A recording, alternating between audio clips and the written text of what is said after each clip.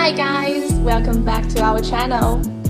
Do you know how to choose mental push button switch? First of all, it's necessary to consider the subsequent operation mode of the product.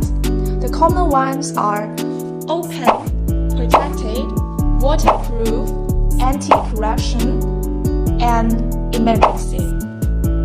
Second, select by use and structure.